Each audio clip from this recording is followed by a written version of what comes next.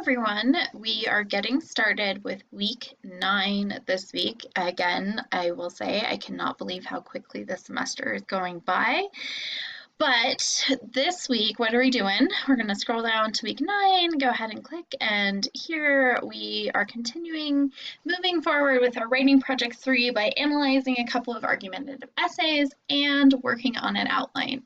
So I know that outlines aren't always people's favorite thing to do, but with a task like this, with a research paper that's over 1,000 words, it can help us to organize our thoughts and make sure that our structure is clear, make sure our paragraphs are organized, and just kind of help us have a better idea of where we're going. So let's go ahead and click the labor number 4 project handout. And we will see here, remember, this is the labor we are working on. Eventually, we'll be writing a 1,500 to 1,700 word research paper, and we will be working on these tasks each week from weeks 8 to 13. So we're going to scroll down to week 9.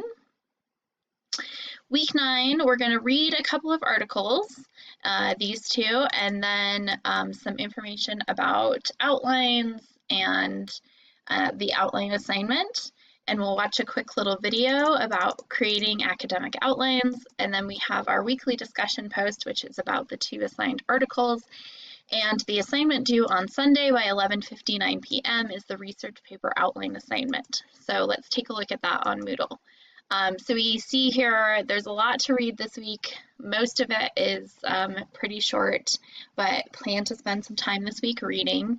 And then our discussion forum, you can see here, it asks you to think about, after reading the assigned articles from the labor number 4 project handout, consider how the articles develop their argument and to do some reflective thinking about that. And then our research paper outline assignment, which is due on Sunday, is explained here. And let's see, we will give that an open. Week 9, due Sunday by 11:59 p.m. And I've given you a structure to follow here. Your outline doesn't have to be incredibly detailed, but as I mentioned here, you should try to add specific information about your research project while you're developing your outline. The more information you have here, the easier it will be when you move into drafting phase.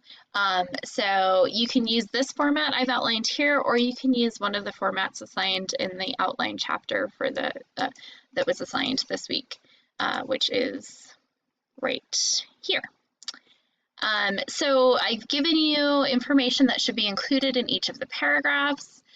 What our thesis statement should be like, what should be in paragraph 2, paragraphs 3 through 6, paragraph 7, paragraph 8 and 9, 10, and you can see this information. I've given you a structure to kind of follow and some things to consider when you're writing your essay, or excuse me, when you're writing your outline for your essay. And remember, we are using the same topic that we wrote our iSearch about, so part of the reason the class is set up the way it is so that you do the research so you can formulate your opinions and then write your persuasive essay. That's this, labor number 4, or labor number 3, excuse me. No, labor number 4, sorry. So that you can write your persuasive essay and actually have information and facts to back up what you want to say. So we're using the same topic, and you can use the same sources. You can and should use the same sources you found in your iSearch. You may have to add an additional source or two. But yeah, so that's what we're doing this week. A discussion post about argument development, working on an outline, and doing some reading about outlines and a couple of different argumentative pieces. So as always, if you have questions, feel free to drop into our student Zoom hours. Tuesday's Zoom hours will be canceled this week, so I appreciate your flexibility. You can still reach me via email, and we'll still have our weekly Mondays and our weekly Wednesday session. So if you have questions, just let me know.